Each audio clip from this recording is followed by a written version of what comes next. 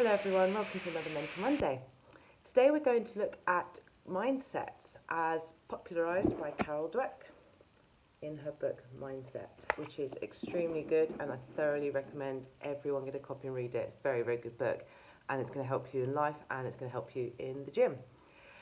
She splits mindsets into two different types. So there's the growth or the fixed.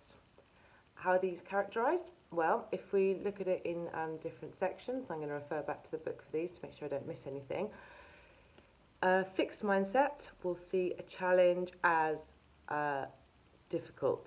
They will avoid them. A growth mindset will embrace a challenge. In terms of obstacles, fixed mindsets get very, very defensive and push against them, whereas growth mindsets embrace them and try to use them.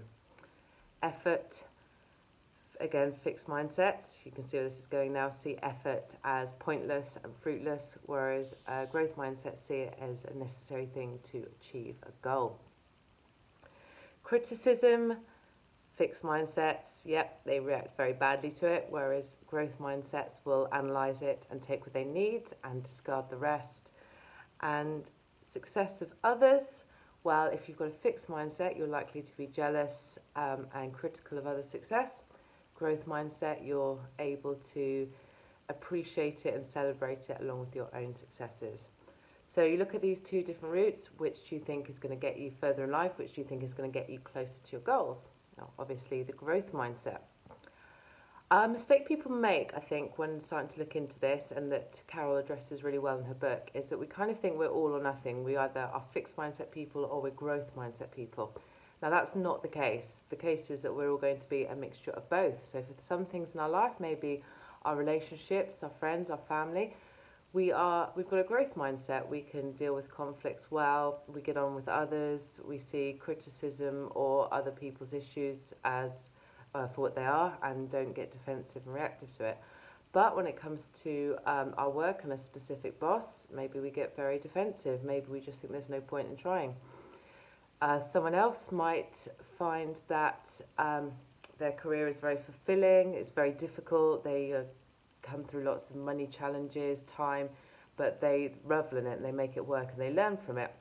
Whereas they get into the gym, into their sport, and they get frustrated very easily with what they perceive the progress they should be making, they're not. So all of us will have a mixture of the two and in different points in our lives. How do these mindsets affect us generally? Well, not only does a growth mindset bring us closer to any goals, help us set new ones and move forward, it helps us learn through life, it helps us see obstacles as the way. There's a very good book by the Stoic studier Mark Holliday saying the obstacle is the way, and that's a lot of the Stoics' philosophy as well. So they learn and they grow and they're generally more content in life. Now that doesn't mean happy all the time. It can mean challenge, it can mean being frustrated, but they are generally less, not prone to misery.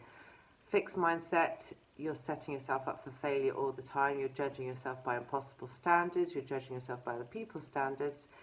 You haven't got a clear path. You haven't got clear plans of how to get from A to Z, or you've got a very, very fixed plan, and as soon as something goes wrong, like life just fucks you over, then you're likely to be much more miserable.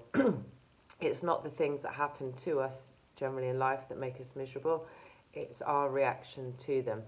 So it's really important to help to try to cultivate a growth mindset as much as possible. We'll look into this a little bit more next week, but for this week, all I'd like you to do is look at the trigger, one trigger for a fixed mindset for you. So something in your life that happens and immediately puts you into that defensive mode. It immediately puts you into either, oh, I'm not good enough, or I can't be bothered with this, or it's so-and-so's fault, it's someone else's fault, or this is all going wrong, it's never going to go right, it's never going to work. So something in your life that habitually triggers you to feeling that fixed mindset. Write it down.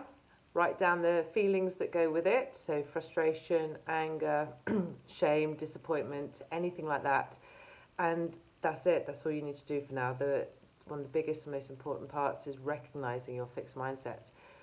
Along with this, because we always like to do something positive as well, I'd like you to write down an area where you have a really good growth mindset in your life. So something bothers you, the kids are starting to wind each other up, and actually you're really good at going in there and helping them work things out or distracting them and not seeing it as an issue, seeing it as an area for growth and for teaching your children, for example. So this week, find a fixed mindset trigger and identify where you have a really good growth mindset. Thanks anyone. Any questions, do pop on the page, and if you do come across any you'd want to share, we'd love to hear from them. Have a great week. Thanks everyone.